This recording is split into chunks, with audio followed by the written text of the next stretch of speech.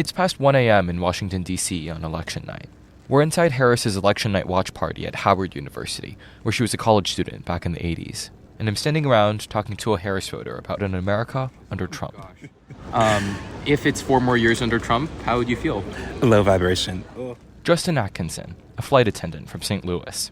He was a college student in Western Kentucky when Trump was first elected in 2016. And he says he's not ready for round 2. I'm not ready for that low vibration for the next 4 years. Not ready for that at all.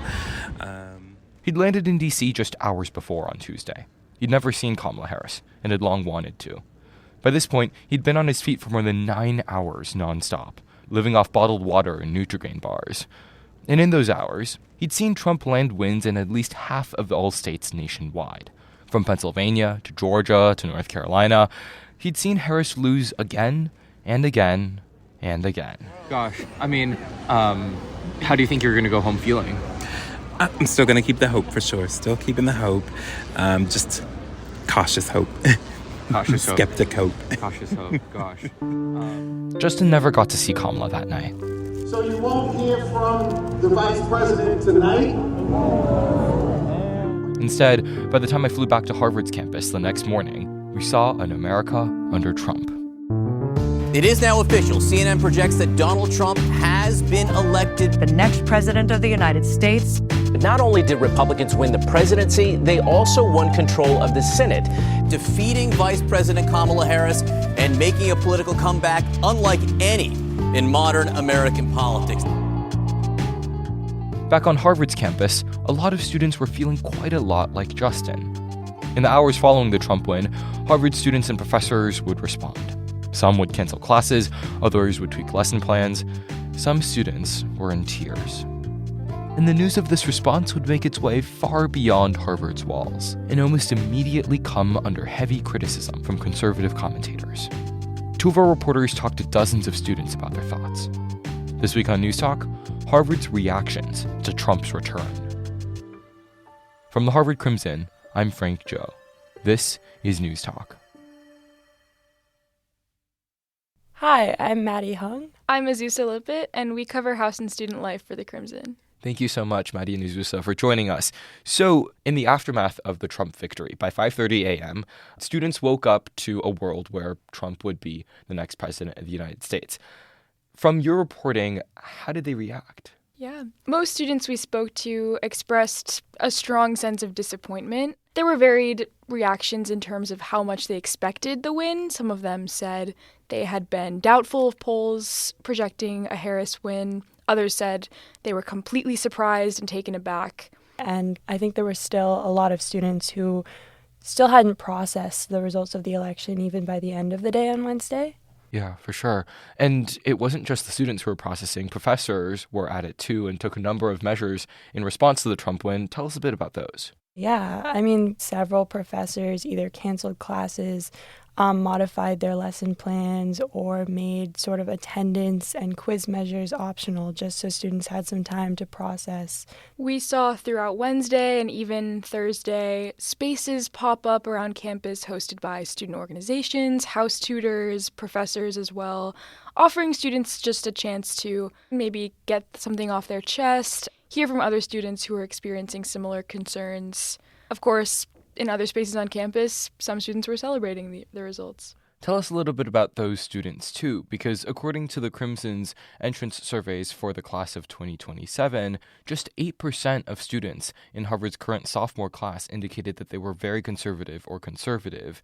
So tell us a bit about what their reaction was after the Trump win. I will say we interviewed dozens of students in dining halls across campus on Wednesday. I personally didn't encounter any students who were excited about a Trump win, but we reached out to representatives of the Harvard Republican Club, and from the students that I did speak with, they also agreed that, especially leading up to the election, it was hard to detect conservative sentiment on campus. Those students do keep to themselves or maybe tend to downplay their beliefs. Of course, a lot of people took to their personal social media accounts to express their frustration, and that can come out in a sort of anti-Trump supporter way, even contributes to a sense of feeling uncertain about whether to speak up, especially on Harvard's campus. But a lot of students agreed that they expect going forward just to see a stronger presence of Republican and conservative support on campus. Yeah, for sure. We were talking to the president of the Harvard Republican Club in the run-up to the election, who said basically that, when I first came to campus and people asked me about my political affiliations, I said I was libertarian because I wasn't ready to say that I was Republican. Obviously, now he's a lot more vocal about it. So I'm curious then, there's also the flip side, the sort of post-mortem on the Democratic side of what went wrong and why did Kamala lose so dramatically. Tell us a little bit about some of what students have said with hindsight about what went wrong with this campaign.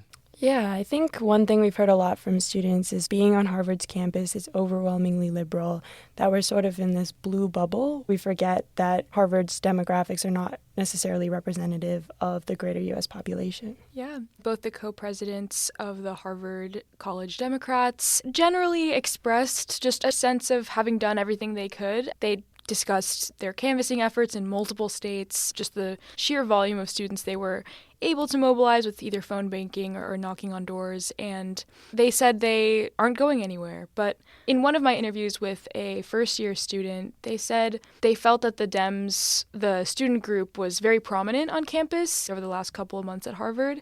And they were like, I wonder what's going to happen now. What will they have really to offer for students? And maybe the Harvard Republican Club will rise to that level of prominence going forward. That's interesting because the Harvard College Democrats are backed by a federally recognized PAC.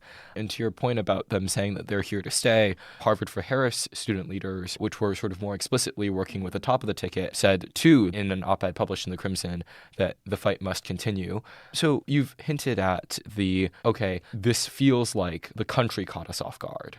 Have students been grappling more systematically with that issue? Does it feel like it's a sort of, all right, moving on? A lot of left-leaning students who are saying the result has motivated them and they hope it motivates others to get more involved at the local level of politics.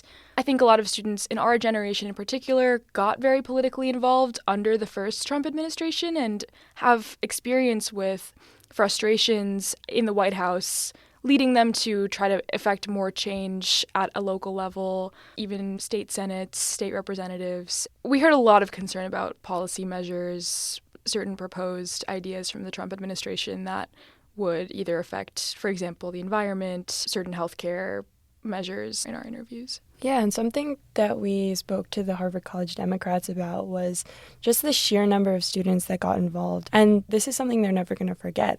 And so I think even though a lot of these students are disappointed with the outcome, they now have more of a foot in the door and sort of more investment into these political campaigns. And that might be on both sides of the aisle, too. There's a piece published in the Crimson magazine that sort of called out as its headline, is the next J.D. Vance sitting in your philosophy seminar? So certainly getting a foot in the door. But I guess a huge piece of this, the professors canceling classes, the students feeling down, comes against the backdrop of a campus that is overwhelmingly liberal, as we've said. And you can imagine an outside observer who is looking at Harvard's campus, looking at the fact that professors wholly canceled classes after the outcome of a presidential election and said, okay, would a Kamala win have done the same thing? Would professors have canceled classes and asked students to watch out for their mental health, for example, if the race had gone another way? And say, okay, well, it seems like there's a bit of a double standard. Azus and Maddie, both of you talked to our Dean of Students about precisely this point of representation on both sides of the aisle. Curious what he said.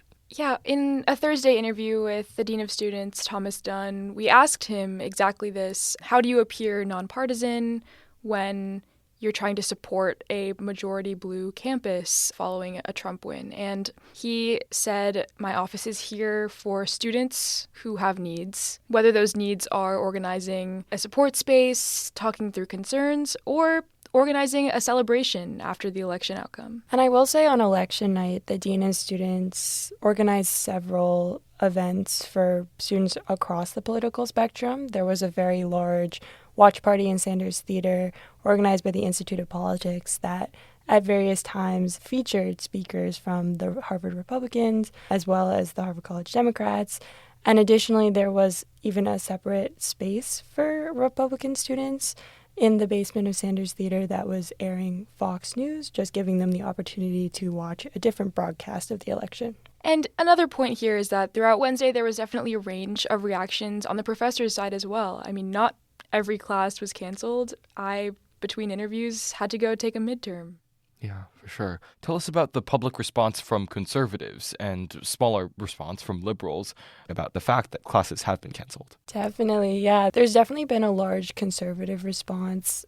I mean, we see some typical examples of pretty extreme conservative rhetoric that has come up when Harvard comes up in the news over the last year. You know, we hear the term liberal snowflake, we hear critiques of excessive mental health breaks. We hear just distrust in Harvard, higher education more broadly. Oh, look at these elites. This is our next generation of leaders taking a break after an undesired outcome.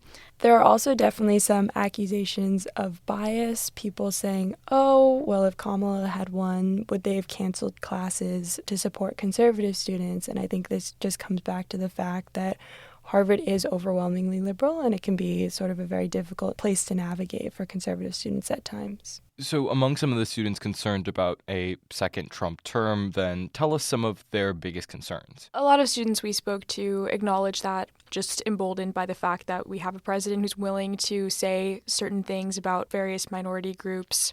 Nationwide, there is likely to be an increase in this kind of rhetoric. We heard that particularly liberal students are just hoping to prevent that on Harvard's campus as much as possible, but students mentioned they've already seen maybe more MAGA hats, for example, around campus than they're used to spotting on a regular day. So it's manifestly clear that regardless of how Harvard as a campus, its faculty, its students responded to the Trump win in the immediate aftermath of the election, that Trump is going to be the president for the next 4 years. How do you think students and faculty are thinking about reckoning with that for the next 4 years? Definitely. I think a lot of students are going to try to turn to local organizing, given that there isn't really anything they can do to affect change on the federal level at this point.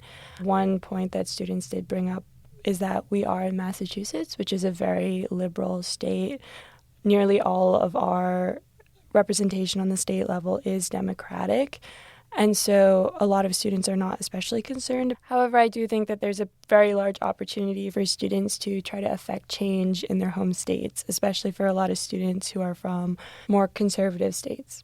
Yeah, some students pointed out to us that even just being in Massachusetts, they noticed that their friends from Arizona or Texas were a lot more affected by the outcome of the election and nervous about what it could mean going forward. Students pointed to particular policy measures regarding the environment, the Affordable Care Act, and how their passion for making a difference in policy going forward would face more obstacles under a Trump administration. But I think though a lot of students were initially very shocked at the outcome, they've been able to take it as a chance to try to better understand going forward America's political leaning and understand that the world out there is very different from how politics look on Harvard's campus. Thank you so much, Azusa and Maddie, for joining us to break down student and faculty responses to Trump's win in the immediate aftermath of the election. Thanks, Frank. Thanks for having us. This episode of Newstalk was hosted by Frank S. Joe and produced by Frank S. Joe and Elise A. Spenner. Our multimedia chairs are Addison Y. Leal and Julian J. Giordano. Our associate managing editors are Elias J. Schiskel and Claire Yuen. Our managing editor is Miles J. Herzenhorn. Our president is Jay Sellers-Hill. News clips in this episode come from NBC, ABC, and CNN. From 14 Plimpton Street, this is Newstalk.